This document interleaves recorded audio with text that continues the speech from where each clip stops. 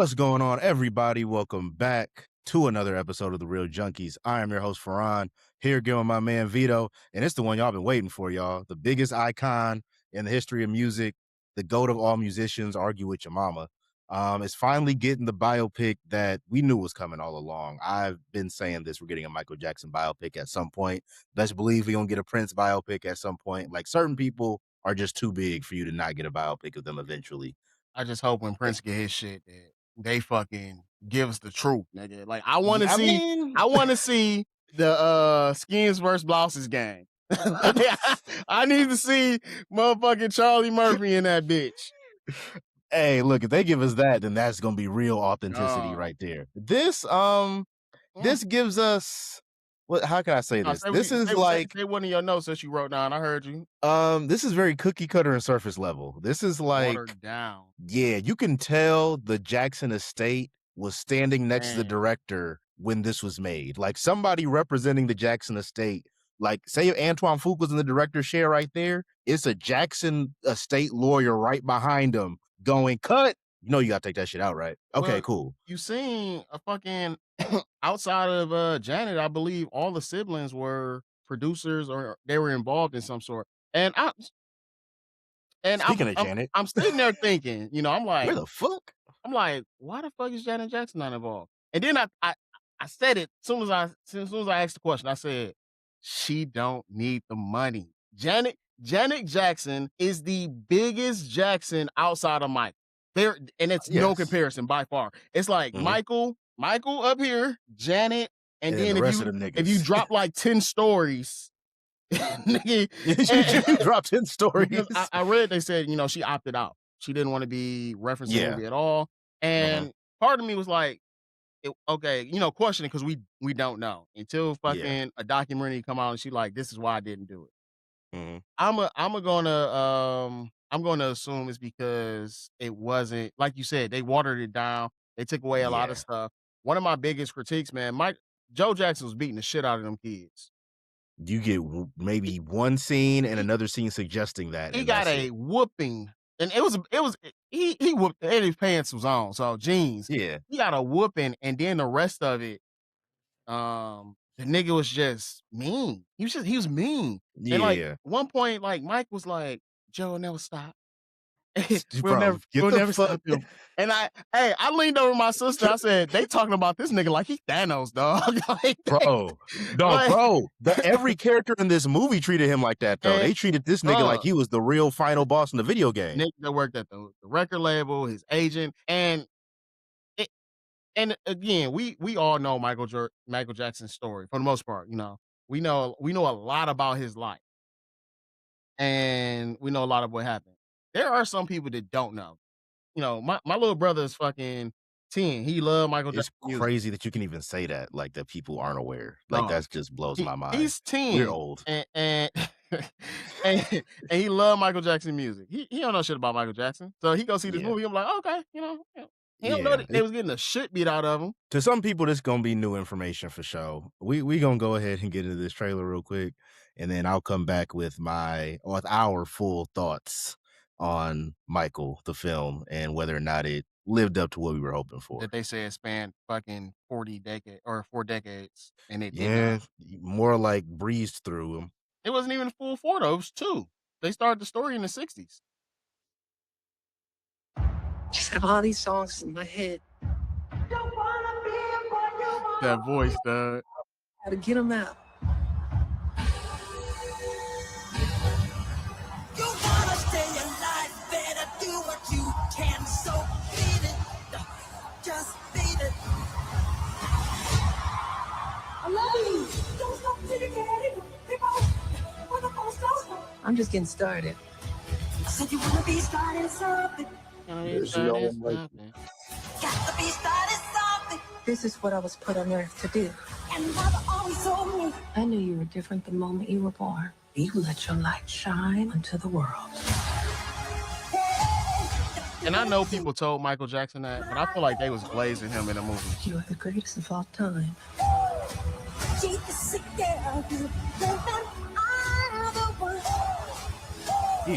Bro.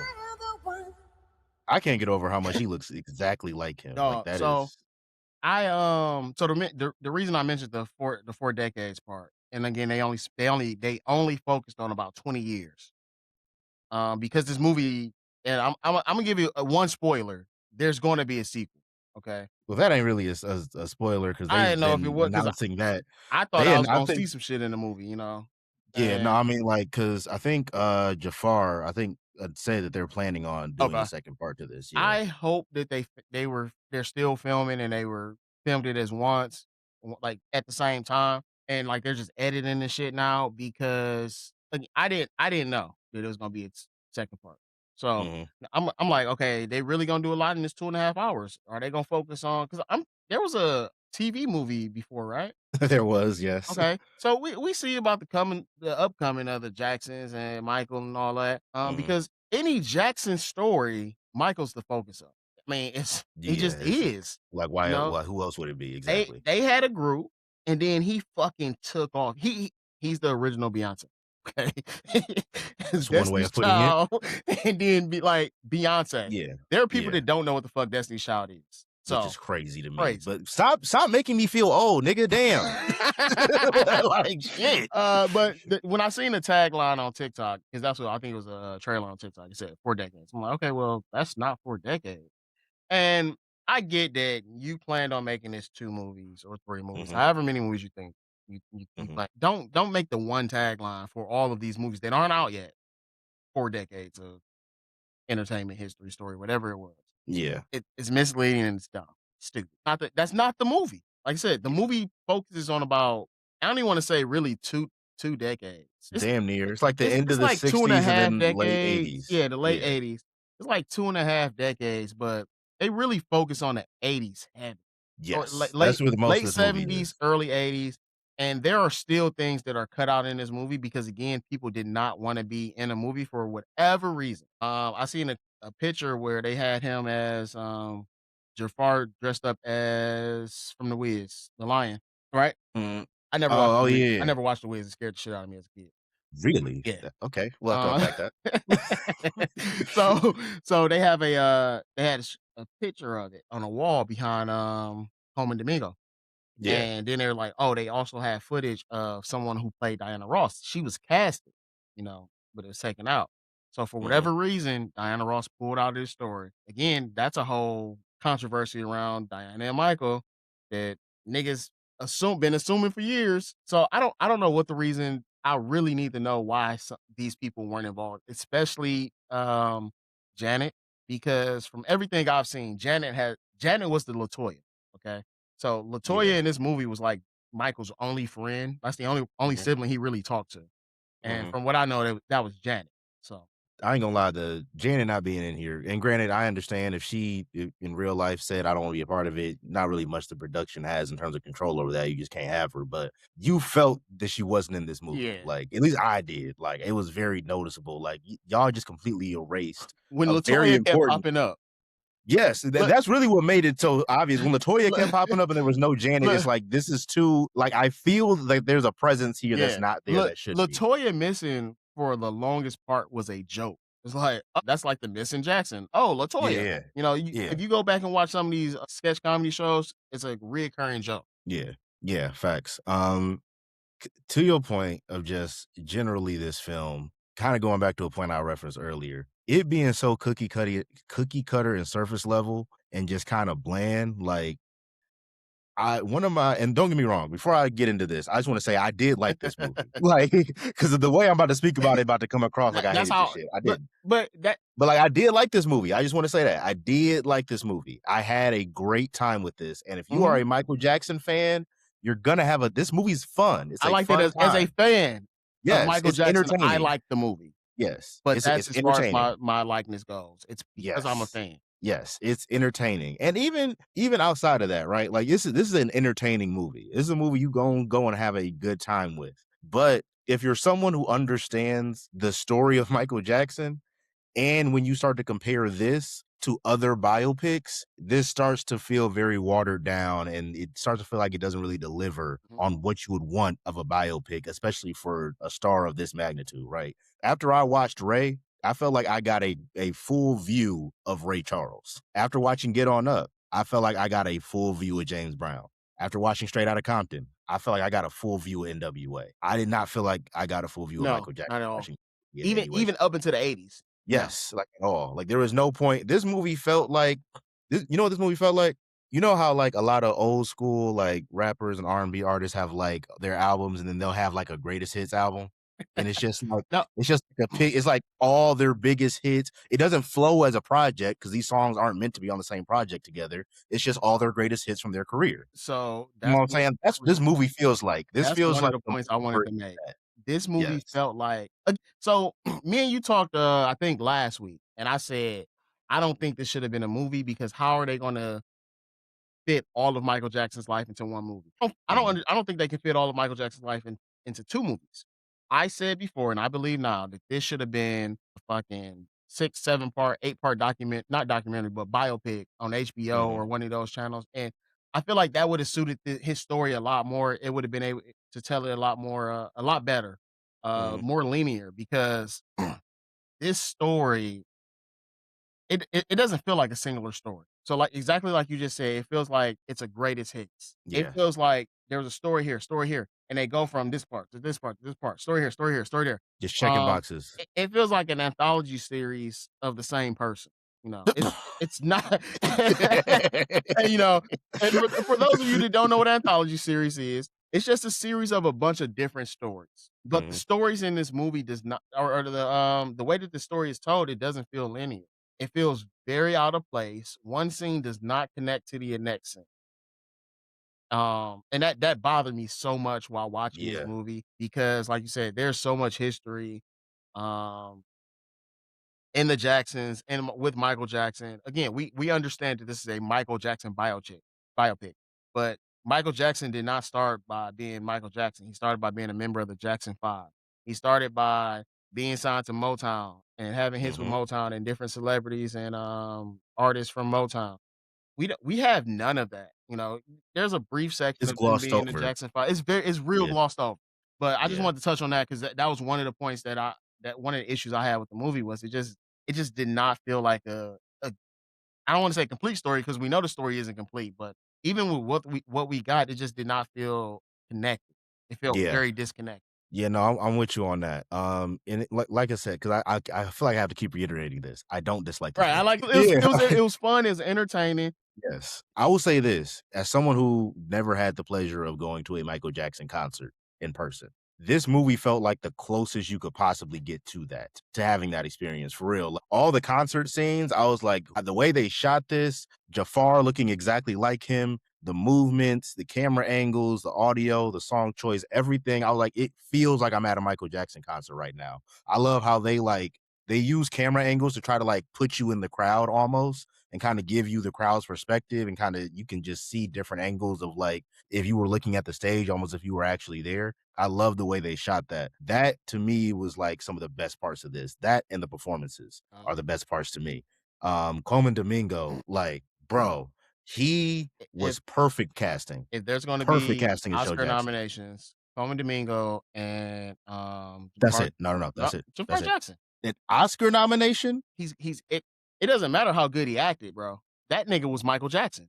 That is Michael Jackson. I don't know, gang. He played. I don't know He about that. played his role perfectly. He played it very well, yes. And like I said, it felt like I was watching Michael Jackson. Jafar did a great job. I'm not taking that away from him, especially for someone who's not an actor. Jafar Jackson is not an actor, and he played Michael perfect. It literally, I got lost in the character. It felt like I was just watching Michael Jackson. There were points in the movie where I forgot this was a person playing Michael. It felt like I was just watching Michael. So to your point, great performance. But so they be betting on Oscars, right? Let's Oscars be like I'll put a bet on. I'll take that. Jafar Jackson's not getting an Oscar nomination. I only got $5 on it though, so $5. That's cool. $5 on him getting a nomination. Oh, you feel real confident, huh? Only betting 5? I'm 100%. Yeah, I don't know, gang. Why are we talking about? Go ahead. Oscar performances, bro. You need a little more dramatic weight for an Oscar nomination. I don't think Jafar, and it's not Jafar's fault. the script just didn't allow for his character to have that much dramatic weight in this. Joe, they did. You know what I'm saying? But I still, like I said, I don't, because again, the Oscars is a political thing. It is very political. The nigga's he's going to get nominated for something. I'll say this. If he gets nominated for an Oscar, it'll be like the equivalent of when Black Panther got nominated for Best Picture. Like, is it a good movie? Yes. Do I really love this movie? Yes. Should it be nominated for Best Picture? Absolutely not. Yeah, and I agree. I said the same thing. I was like, no, but then I'm thinking about, I'm like, the nigga was Michael Jackson. This nigga is Michael Jackson. He got lost in that character. While I'm gonna let you get back to Como Domingo, because you're gonna talk about some more important shit than I'm about to talk about. Not really, actually, my shit's more important. Well, make up your mind. Is it or isn't it? It's not, because I want to give a shout out to Jessica Sula, Black Queen, and of course the gorgeous Nia Long. I was about to say there's the Black Queen shout out should have started with one person and one person only. No, because it ends with Nia Long. You can't leave out the one Black Queen, bro. It's really only like 3 Black women in this movie, and only 2 of them got scenes. You know what? You got me on that. It should end with Nia Long. It should start and end with Nia Long, actually. And as much as I love Nia Long, we were talking about Joe Jackson was not just beating them kids. Hey, bro. He was not. He was not. I don't think we needed that scene in here. I don't think we needed it for what this movie was. She was being portrayed as, and again, I don't know what really happened inside of their fucking walls. Mm-hmm. I'm only saying what, it's been said for years that I've heard about. Mm-hmm. So I don't know. Maybe we've been lied to all these years. I don't know. But like I said, he ain't put belt to ass to nobody except Michael once at the beginning of the film when he was a child. And the way she was talking to him, think about that. That what's that? The meme with Lawrence Fishburne where he Ike Turner. That's what I'm expecting, bro. I ain't gonna lie. There was like 2 scenes in here where she started stepping to him. I'm like, oh, nigga, I'm like, oh my god, I'm waiting on it to happen. I'm sitting there like this. I'm like, Lord, please don't hit Nia Long right now. No, please don't hit Nia Long right now. That's all I'm thinking. Like, oh, don't do it.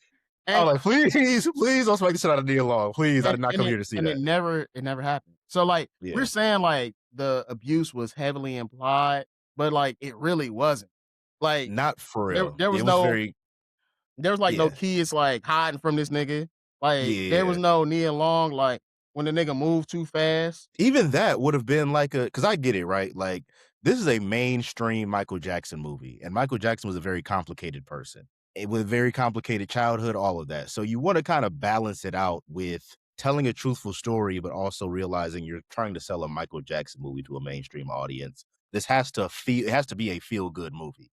You can't have the audience leaving here, in shambles, fucked up. So that's why I'm saying I understand creatively why they decided to leave certain things out. And I'm sure, like I said, there's a lawyer from the estate sitting behind Antoine Fuqua telling him, yeah, no, we're not showing that. We're not showing that. They also had to leave a lot out for time-wise. Yes. Because to focus, I think, and I'm sorry, I do want to get back to Como Domingo because we already knew he's an amazing actor, but he killed this shit, bro. Like he's the thing that makes you fear Joe Jackson a bit in here. Yes. Because of how he plays his role. But there are times where I'm like, oh, y'all scared of this nigga? And it's because of what the script is doing. It's not because of his acting. It's not, it was nothing like that. It's 100% because of the script. I do not think we always talk about like how some movies are saved by the script, some movies are saved by the actors. I think the actors 100% made this movie what it was. Yes. I don't think performances carry this. I don't think like you said, Jafar Jackson, I don't think he had what he needed. I mean, as a new actor, as a brand new actor, amazing. He did a great job. But he did a great job with this. The rest of it was pretty watered down. Like you said, even Nia Long's character, she didn't have many lines. Her lines were very just underwhelming. Everything she did was underwhelming. And that's Nia Long. It's not a lot. Yeah. She can fucking walk in a room and stand there and niggas is overwhelmed. So to make it feel like she's underwhelming in a film is not an easy thing. Yeah. No, absolutely. And to me, the problem, not necessarily problem, but the issue I had with a lot of the portrayals of the other Jacksons outside of Michael and Joe, because really this movie is really Michael and Joe's story. Really Michael, but the main, I guess, plot point that connects all the different eras of this film, from the Motown era to Off the Wall all the way until the end, is the relationship between Michael and Joe Jackson. Mm-hmm. That's like the one common story thread from start to finish. And I feel like in doing that, this film just kind of went, all right, the rest of the Jacksons, y'all are here, but we really don't give a fuck about you. Like, keep it a bean. Catherine, we only care about because Nia Long's playing her. And the rest of y'all, we need Joe Jackson to give have a if let me turn this down. I'm sorry. If Joe Jackson is the devil on Michael's shoulder, we need an angel.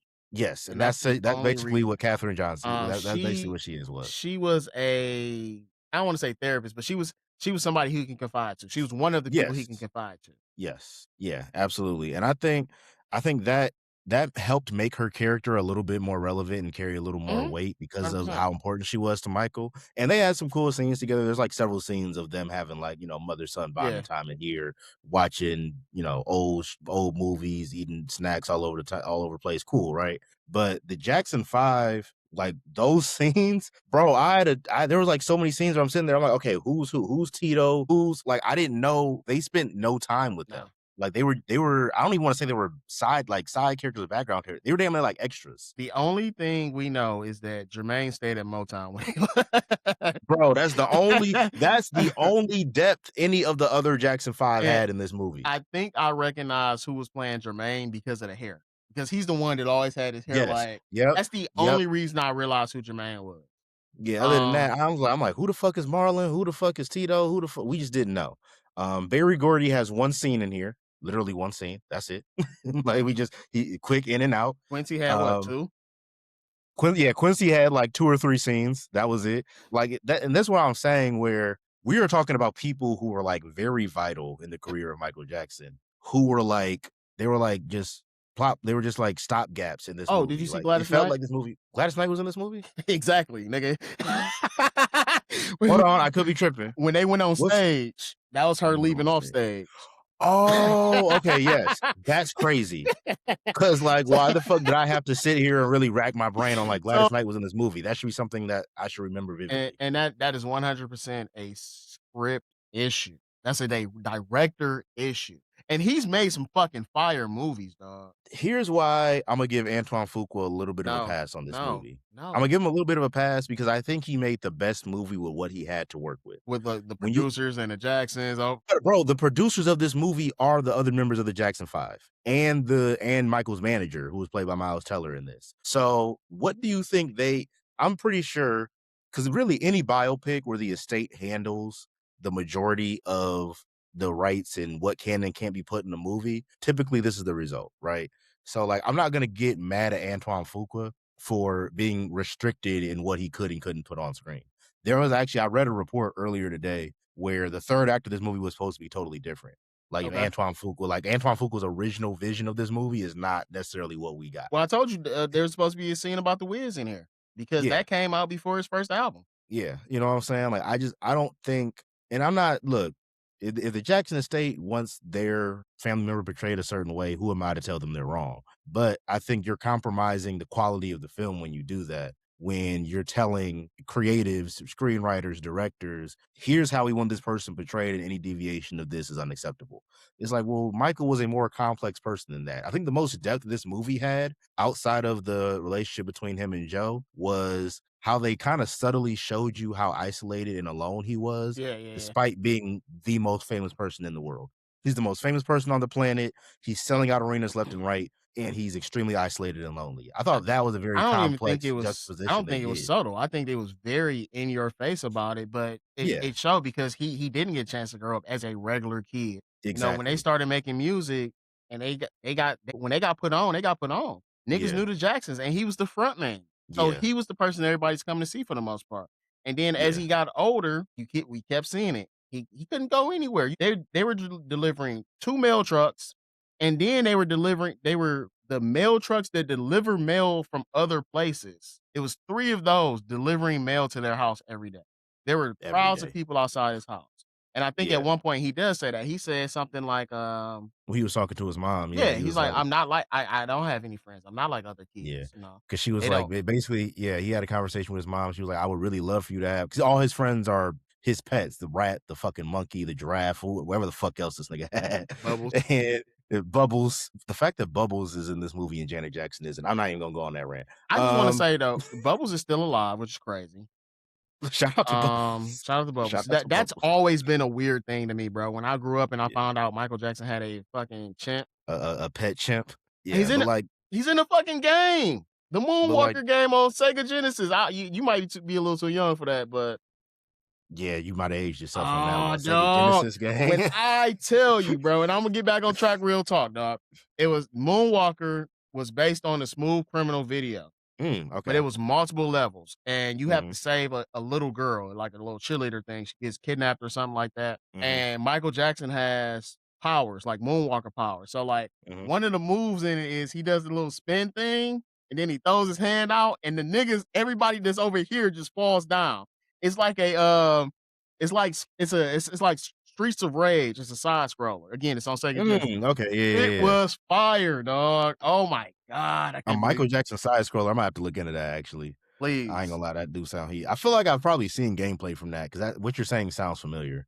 But no, to getting just back to that conversation, like, because I think that is kind of the centerpiece of the two main plot points here of his isolation and the relationship with Joe, where, Nia Long, Katherine Jackson, she goes, I would really love for you to have friendships with, regular kids. And Michael's like, I'm not like regular kids. Like when I interact with other children my age, they're not trying to engage with me as if just stare at me like their friend. They just stare at me like I'm an attraction, or they want a picture, an autograph. Like they're not trying to make friends with me. I'm an attraction to them. And to your point, that I think impacted his ability to have a regular childhood, hence why he grows up and has this strong attachment to all these childlike things. It's like he's trying to chase a childhood that he never really got to have for real. And so they like I said, it's a lot of points in here that's right in your face. There are some subtle things.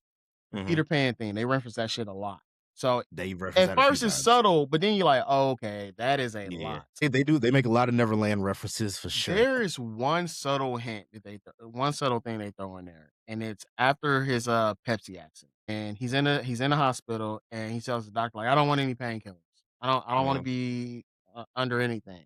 And the doctor's like, oh well, you're gonna be in a lot of pain. They're gonna do this. It's gonna happen. Like this is gonna happen. This is gonna happen. Basically trying to convince him. And we all know how Michael Jackson died.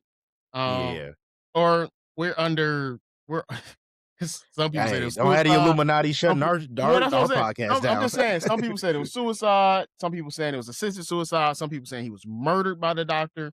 But everybody, I won't put my tinfoil hat. That's why I'm not even. But the point I was making was, the point is he was taking, at the time of his death. He was taking copious amounts of drugs, painkillers, and things to help him sleep at night. So he's taking a lot of fucking drugs. So they mention that, like, oh, he doesn't do drugs. He don't fuck with drugs. So in the next movie, we know at some point they're gonna start doing drugs. Well, the way they watered this movie down, I'm not sure. It felt like, I'm gonna be real, bro. It felt like he'll go to sleep and just not wake up. I'm being so dead ass. I feel like that's how they about to handle it. Like, and that, once again, had a great time with this movie. It's a fun time. But I think when it comes to the more complex parts of Michael Jackson, who he was as a person, it was like Antoine Fuqua was limited in how much he could portray that and how much he could show. And there were certain things where it felt like a here damn type of thing with some of the shit that they wanted to show. Like anything that was negative or controversial about Michael's life, basically the rules were you can give the audience a here damn. All right, here, y'all, we referenced it. You want to see Joe Jackson beat some kids? Here's a whoop with a belt. Here, damn. And boom. jeans. And we're not going to reference it again for the rest of the movie. Like, that's how they, to your point, the painkiller thing. They, quick little line about drugs, boom, here, damn. Now keep it pushing. Vitiligo, here, damn. One line about it. Keep it pushing. Because I was confused at first. I'm like, oh, why is he putting makeup? Oh, because he got a nose job. But then I'm like, no, he been got that nose job. And then, like, he mentions it at some part, like, walking. He's like, my vitiligo. That's all you get, you know what I'm saying? So that's really like the main thing that held this film back from being great, like from being where my expectations were. That's the one thing. That's the main thing, dog. That's the main thing. That's what I'm saying. That's literally the thing. I have 2 ratings for this movie. That's cheating, but okay. It's not, because as a fan, listen, Kanye put out as a fan. This bitch is fire. Kanye put out that gospel album. I do not listen to gospel music, bro. I was like, oh, this shit kind of cool. I mean, it's Kanye. This shit cool. Yeah. This shit kind of cool. Yeah. And, you know, I only listened to it like twice, which is crazy for a Kanye album. And I'm that fan for this because it was just really hard to see some of these things get pushed over. Like even like there is a cool scene which they showed in the trailer where he was like planning out his songs for the album for Thriller. Yeah. That was cool as shit. No, that was a fire sequence of montage. I fucked with all that whole montage of him putting Thriller together. I fucked with that. But if I'm gonna just say it, I don't give a shit. One of the last things he's on tour for the Bad album, right? Or it was the Victory tour. It was the Victory tour. It was he had a solo concert after that. After that, okay, you're right. Yeah, he performed album, Bad. Right? Yeah. And there's no lead up to that. The nigga, no, it literally goes straight from the Victory tour to that scene. No, straight up. The nigga's just on tour doing it. And like that was my first introduction to Michael Jackson was the Bad album. Now I've heard all of his albums, but that was my first album. Like as a child that could realize things and listen to music, that was my first thing. I'm pretty sure I watched some of those videos in school. That's how crazy of an artist that this nigga was. We were watching his videos in school. I remember the time we watched Thriller. Boy had some bangers, dog. Nigga. So that's how big of an artist he was. But like I said before, that's how just disjointed this movie feels. You go from the Victory tour to direct. There was no lead up to it. There's no, I'm about to get back in the studio. I'm about to do this. What was going on at the time? It's like straight to this tour of this sold out concert. Now, like you said before, I thought the real cool thing was I've heard stories, you know, from people. Oh, niggas was falling out at the Michael Jackson concert. Grown ass men. They actually showed that shit. I don't think we've seen any grown men, but they showed, or I might have missed it, but I think they did show at least one grown ass man pass out. But they were like grabbing women out of the crowd that was falling over, taking them somewhere. And that's how big of an artist Michael Jackson was because he did not stop that concert. But look what happened to old boy. Hey man, hey bro, hey, they tried. It's out the mud. We got Rashad McCants. They tried to get that nigga. They tried to get that nigga for felony assault, bro. As he ain't stopped his concert. Give your rating. Give your rating. Michael, Stop talking. Said, hey, if you die, you die, nigga. We're here. Michael's here. Hey, you can go to the hospital when he leave. Well, we had a great run as the Real Junkies, y'all. I hope y'all have enjoyed us. This might be the last episode. Hey, that's real. That's how big of an artist this nigga was. And I don't think that even me, like I said, I was born in 90. Dad came out in 88, 87, 87, 88. Yeah, so when I'm like 10 in 2000, I still don't, which my favorite album, Invincible, is Butterflies and Heaven Can Wait. Fucking bangers. But I think it's so hard to realize like how big of a star Michael Jackson was compared to like how we have people today. As far as ratings go, I'm going to give my movie rating and then my fan rating. My fan rating is going to be a standing ovation. I cannot make that it had to be both because I'm not. It's not a polite applause at all. It's definitely I'll give a standing ovation for both. But across the board, okay. Yeah, it's a standing ovation. It's a high standing ovation as a fan. It's a low standing ovation is just liking movies because, like I said, it just feels so disjointed and just like you said, watered down. And so I give it a standing ovation. Like I said, I can't go polite applause. That just feels disrespectful. Oh, well, I guess I'm about to be disrespectful. I'm about to give it a polite applause. And like I said, it's a polite applause is still a good rating though. Yeah. Like I still had a great time with this movie, but the thing stopping it from being a standing ovation for me is how watered down it is, right? I just compared it to 3 other musical biopics of Black legends, NWA, Ray Charles, and what else I say? Get On Up. And NWA had 4 niggas in it. Hey, and that still felt like a more complete story than y'all focusing on 4 one person. Niggas in it. You know what I'm saying? So that to me, we've seen examples of this done very, very well. This is not quite to that level. Like I would give all 3 of the movies I just named standing ovations. Ray, Straight Outta Compton, Get On Up, those are standing ovations. I'm giving Ray. This movie is not on the level of those films, in my opinion, as far as biopics go. It hits all it checks boxes, right, as far as Michael Jackson's life and his experiences and what he went through. That's basically what this movie does. All right, we checked the Motown box. We checked the him and Joe Jackson don't like each other box. We checked the him and his manager box. All right, Quincy Jones in the movie, check. We gave y'all We gave y'all some concert footage. Check. Hey, We showed you the Beat It music video where he had real gang members. Check. Like that's what this movie felt like. Like I'm happy with this film, but I'm disappointed with it at the same time. That's why I'm going polite applause. I'm Like I changing my can't opinion. go. My rating too. I'm gonna keep it at Yeah. polite applause too. No, It's, don't it's a copy high my polite shit, nigga. applause. Stand on what you said. What you said. Stand on it. Yeah, I ain't want to get I ain't want to get fucked up by the crazy fans. Mainly my auntie. Y'all just gonna have to be mad at me. My auntie is a crazy Michael Jackson fan. Like she think that's her hero, Same. like for real. Same. I got an auntie that's a diehard Michael Jackson So fan. She's not gonna be happy when she watches this. I think that's the issue that I'm having with it. It doesn't feel real. If the story felt more real, if the script was a little more fleshed out, and we're assuming that they tied his hands. We don't know, but when you got fucking 5, 6 siblings as co-producers and your manager as a co-producer, executive producer, and his kid as an executive producer, they probably do have a lot to say about it because they're the ones shelling out the money for the movie. Exactly. That's why I'm not even holding that much against Antoine. There's only so much he could do. Yeah, polite applause for me. Let us know what you guys thought. This has been a very polarizing movie on Rotten Tomatoes right now. Like the audience score is like a 97 and the critic score is like a 38 or something like that. So That's very, crazy. very wide spectrum of how people feel about this one. So this is going to be an interesting debate. Yeah. Let us know what y'all think about Michael. Did you like it, dislike it? Are you more in the middle? Always continue to like, comment, subscribe. We appreciate all the support. And until next time, this is The Real Junkies. Peace.